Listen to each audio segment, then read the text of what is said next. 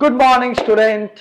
आज हम वापस से एक फास्ट ट्रैक मैराथन रिवीजन लेके आए हैं इंडियन इकोनॉमी का last chapter, that is development, comparative development, India, China and Pakistan. ठीक है, सबसे पहले हमें इस चैप्टर से यह समझना है कि तीनों में सिमिलरिटी क्या है। इंडिया, चाइना, पाकिस्तान का जो डेवलपमेंट पाथ है उसका सिमिलरिटी क्या है। नंबर वन, तीनों का इंडिपेंडेंस लगभग लगभग सेम टाइम पे हुआ। 1947 में इंडिया एंड पाकिस्तान का हुआ, 1949 में चाइना का हुआ। तीनों ने पब्लिक सेक्टर के ऊपर रोल ज्यादा दिया, मतलब गवर्नमेंट के ऊपर, पब्लिक सेक्टर के ऊपर रोल ज्यादा प्ले किया। तीनों का इकोनॉमिक प्लानिंग साथ में हुआ, तीनों का डेवलपमेंट साथ में चला टिल 1980 तक। लेकिन 1980 के बाद कुछ चाइना डेवलपमेंट ने ऐसा किया कि चाइना का development as compare India and Pakistan बहुत ऊपर चला गया। तो आपसे पूछेगा similarity between India, China and Pakistan. तो नंबर वन यहां पे देख लो। Yes, number one, India, China और पाकिस्तान का जो डेवलपमेंट पाथ है, मतलब उन लोगों का जो इंडिपेंडेंस हुआ वो तीनों साथ में हुआ, दैट इज 1947 एंड 1949। तीनों का जो इकोनॉमिक प्लानिंग हुआ, तीनों का जो कमिटी बैठा, वो भी इकोनॉमिक प्लानिंग का जो स्ट्रक्चर हुआ वो भी तीनों का साथ में हुआ। ठीक है। तीसरा तीसरा तीनों ने जो पहला फोकस डाला वो पब्लिक सेक्टर पे डाला। तीनों, इंडिया भी पब्लिक सेक्टर पे रोल ज्यादा फोकस किया, पाकिस्तान में भी पब्लिक सेक्टर पे ज्यादा फोकस किया, और चाइना ने भी पब्लिक सेक्टर पे फोकस ज्यादा किया।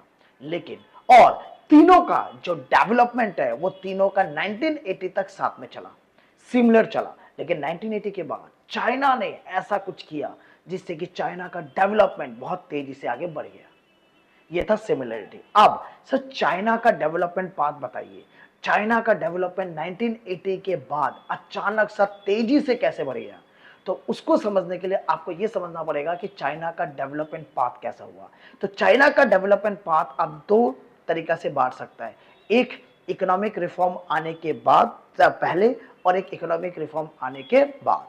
देखो, सबसे पहले आपको यह समझना पड़ेगा कि इकोनॉमिक रिफॉर्म आने से पहले, दैट इज 1980 से पहले, माओ जेडोंग जी, ये बहुत बड़ा नाम है चाइना के अंदर। माओ जेडोंग जी ने एक कैंपेन स्टार्ट किया जिसका नाम है ग्रेट लीप फॉरवर्ड कैंपेन। आपको बोर्ड पे दिख रहा होगा, ग्रेट लीप फॉरवर्ड कैंपेन। ठीक है।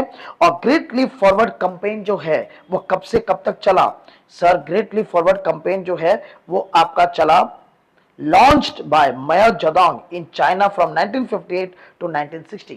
और इसका मेन मकसद क्या था? Aiming to rapidly transform the country into a socialist society, और अपने कंट्री को एक सोशलिस्ट इकोनॉमी में बदलना। सोशलिस्ट इकोनॉमी का मतलब होता है जिसको टोटली कौन कंट्रोल करता है? गवर्नमेंट कंट्रोल करता है, और जिसका मेन मकसद है क्या? सोशल वेलफेयर करना। बट इंडिया एंड पाकिस्तान ने क्या इकोनॉमी चूज किया था?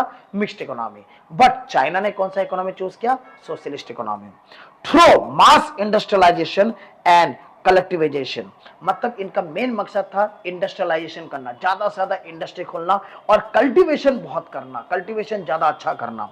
However it resulted in wide spread famine. लेकिन इससे फेमिन ज्यादा हो गया, भूखमरी ज्यादा हो गया, इकोनॉमिक सेटबैक, इकोनॉमिक पूरा नीचे गिर गया, पूरा नीचे गिर गया। कब? जब सूखा पड़ गया, ड्रॉट, बहुत बड़ा ड्रॉट आया था चाइना के अंदर। ठीक है। तो ग्रेट लीप फॉरवर्ड किसने कंपेन किया था? माओ जेडोंग जी ने कंपेन किया था 1952 से 1962 तक। ठीक है। और इनमें इनका मेन मकसद था इंडस्ट्रियलाइजेशन करना और कल्टीवेशन करना।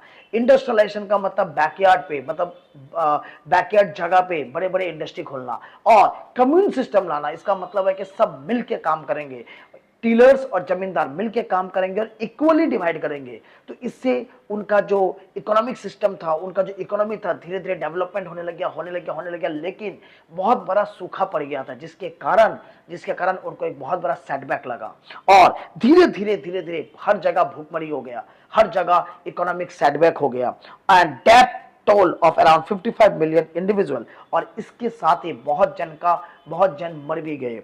The government took several measures during Great Leap Forward campaign in China, including अच्छा, जैसे मैंने आपको बताया कि ग्रेट लीप फॉरवर्ड के टाइम पे गवर्नमेंट ने मतलब मेजर जदंग जी ने बहुत तरह के स्टेप्स लिए। पहला पहला collectivisation of agriculture, where private plot were abolished and farmer were forced to work on collective farm. इसका मतलब है कि प्राइवेट फार्म अब नहीं रहेगा और सब मिलके इकट्ठे काम करेंगे ताकि तेजी से उसका ग्रोथ बढ़े। Industrialisation with large scale state project and backyard steel furnaces, backyard में एक बड़ा बड़ा इंडस्ट्री खोलना और बड़े बड़े इंडस्ट्री में काम करना, यह था ग्रेट लीप फॉरवर्ड का कैंपेन। इसके बाद लेकिन जैसे मैंने आपको बताया ड्रॉट आने के बाद यह कैंपेन ना के बराबर रहा, बहुत इकोनॉमिक सिस्टम सेटबैक में चला गया, नीचे चला गया, उनका जो प्रोग्रेस था वो नीचे चला गया। उसके बाद ग्रेट प्रोलेटेरियन कल्चरल रिवोल्यूशन किया मेजर जेडंग जी ने। और ये कब से कब तक किया? ग्रेट प्रोलेटेरियन कल्चरल रिवोल्यूशन 1966, मतलब जीएलएफ खत्म होने के बाद 1976 तक, क्योंकि उसके बाद मेजर जेडंग जी का डेथ हो गया। Was a socio-political movement in China led by Mao Zedong to purge capitalist and traditional element from society। मतलब कैपिटलिस्ट और ट्रेडिशनल एलिमेंट जो सोसाइटी में थे उसको दूर करने के लिए ये कैंपेन चलाया गया। It involve mass appeal, violence and destruction of cultural art craft resulting in wide spread chaos and human right abuses. और ये इतना खतरनाक चला कि हर जगह मारा मारी, हर जगह तफरा तफरी हो गया चाइना के अंदर। It aim to weed out people who oppose the communist ideology, और उन पीपल को दूर कर देना जो कम्युनिस्ट आइडियोलॉजी को इग्नोर करते थे, उसको हटा देना। Under this students and professionals were sent to work and learn from the country side. और यहाँ पे स्टूडेंट्स और यहाँ पे जो प्रोफेशनल्स है उनको वर्क में भेजते थे ताकि वो अच्छे अच्छे चीज को लर्न करके आए। However, when Russia had conflict with China, it withdrew its professional who had earlier been sent to China to help the industrialization processes। और रशिया जो पहले अपने प्रोफेशनल्स को चाइना में भेजे थे, लेकिन चाइना और रशिया की लड़ाई के बाद उन्होंने अपना प्रोफेशनल को वापस से बुला लिया। और मेजर जेडंग जी कि मेजर जेडंग जी को कौन सपोर्ट कर रहा है, इसलिए उन्होंने रेड बुक बनाया। रेड बुक उनका एक आइडियोलॉजी था। रेड बुक मतलब जो भी रेड बुक लेके रखेगा, ये देखो ये रहा, जो भी रेड बुक लेके रखेगा इसका मतलब है वो मेजर जेडंग जी का सपोर्टर है। लेकिन मेजर जेडंग जी का सितंबर 9 1976 एज ऑफ 82 में उनका डेथ हो गया। तो ये था चाइना का डेवलपमेंट प्री रिफॉर्म, मतलब रिफॉर्म आने से पहले। दैट इज मेजर जेडंग जी के मुताबिक, मेजर जेडंग जी के कंट्रोल में। अब reform introduce in China post 1978, और नया रिफॉर्म लेके आया 1978 के बाद। और ये रिफॉर्म दो फेज में लाया गया, फर्स्ट फेज और लेटर फेज। पहला फेज में हम एग्रीकल्चर और फॉरेन ट्रेड और इन्वेस्टमेंट सेक्टर पे काम किए, मतलब चाइना लोग ने काम किया। और लेटर फेज पे उन्होंने इंडस्ट्री सेक्टर पे काम किया। कौन सा सेक्टर पे काम किया? Industry sector, private farm, township और विलेज पे काम किया। क्लियर?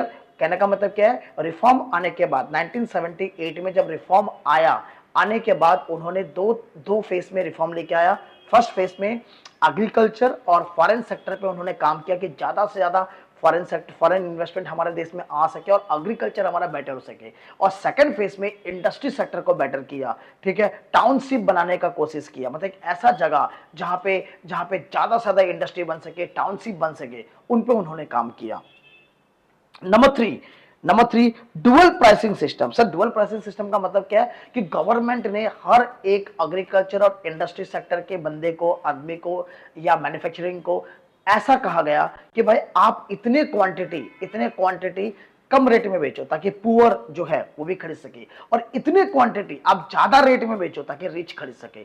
तो पुअर भी रिच होगा और रिच तो रिच है ही। ये था डुअल प्राइसिंग सिस्टम लागू करने का मेन मकसद। तो देखो क्या लिखा है कि यहां पे बोला है कि the reform process also involve dual pricing. Prices were fixed in two ways. The farmer and industrial units were required to buy and sell fixed quantity of input and output based on price fixed by the government। मतलब जो farmer है और जो industrial units है, जो manufacturer है, वो लोग कुछ यूनिट जो गवर्नमेंट सजेस्ट करेंगे उस रेट में बेचो ताकि पुअर भी खरीद सके, and the rest were purchase and sold at market price, और बाकी जो है वो मार्केट प्राइस पे बेचो ताकि रिच भी उसको खरीद सके और रिच रिच बने। ठीक है।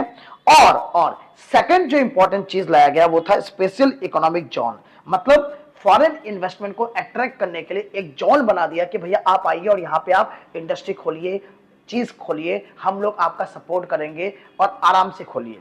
ठीक है। तो to attract foreign investor special zone were setup.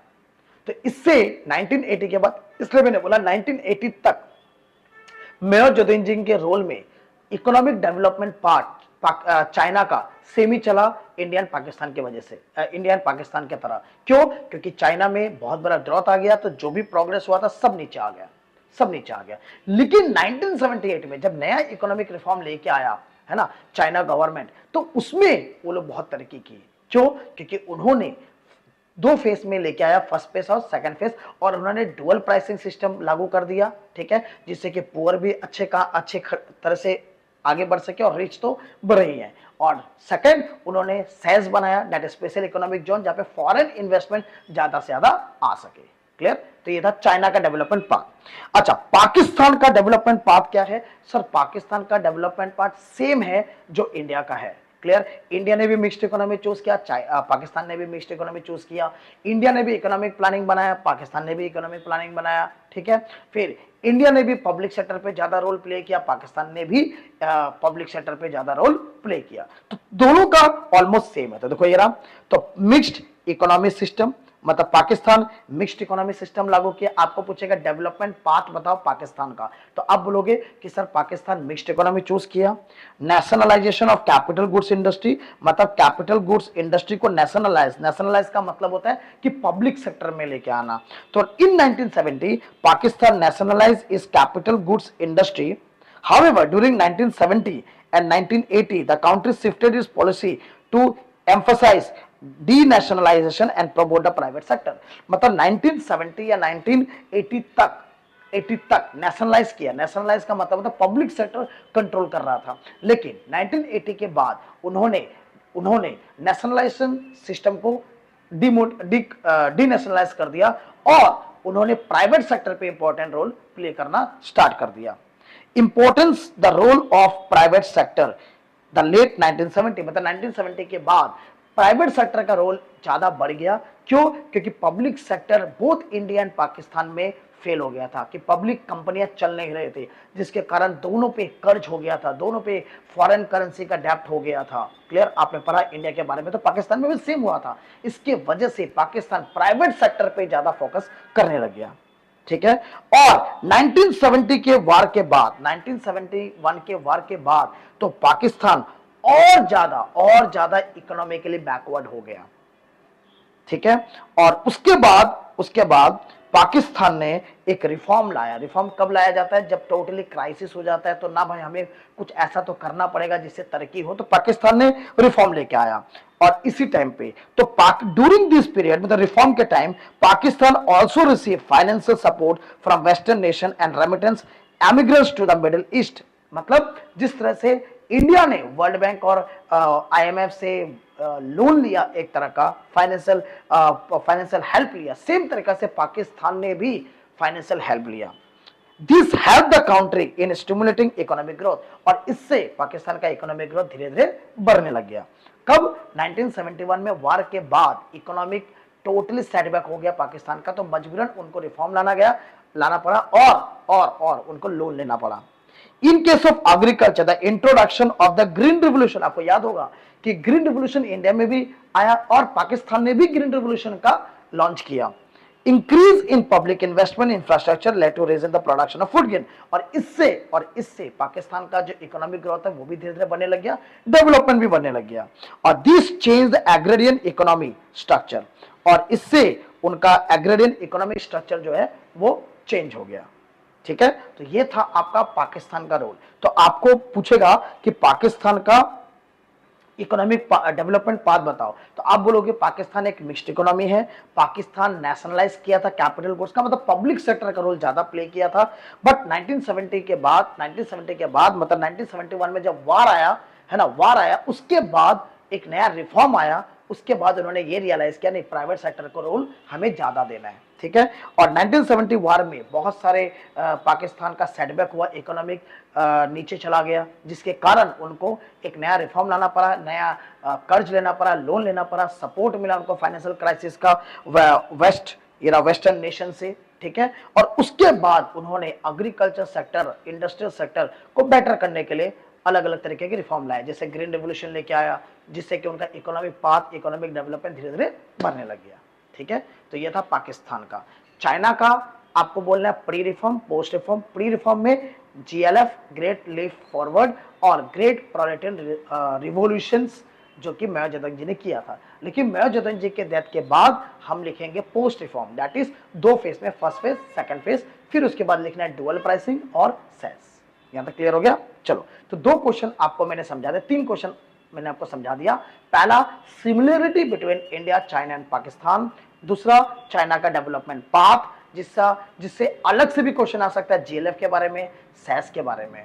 Number third आपको क्या पूछेगा? नंबर थर्ड पूछेगा पाकिस्तान का डेवलपमेंट पाथ बताओ, ठीक है। चलो, इसके बाद आपको कंपैरेटिव स्टडी पूछेगा कि भाई इंडिया, चाइना, पाकिस्तान का कंपैरेटिव स्टडी बताओ, ठीक है। तो ये आंसर आप याद भी कर सकते हैं, अदरवाइज आपके ऑप्शन में आएगा, है ना। तो आप पहला 2-3 अगर पढ़ लोगे तो ये पढ़ने का दरकार नहीं पड़ेगा। लेकिन अगर आप पढ़ोगे तो ये बस चार्ट याद रख लेना कि उनके पॉपुलेशन कितने थे, फिर उनका ग्रोथ कितना था, उनका डेंसिटी कितना था, उनका सेक्स रेशियो कितना था, उनका फर्टिलिटी कितना था। और इसी को नीचे आपको क्या करना है, नीचे आपको एक्सप्लेन कर देना, समझा देना, बस।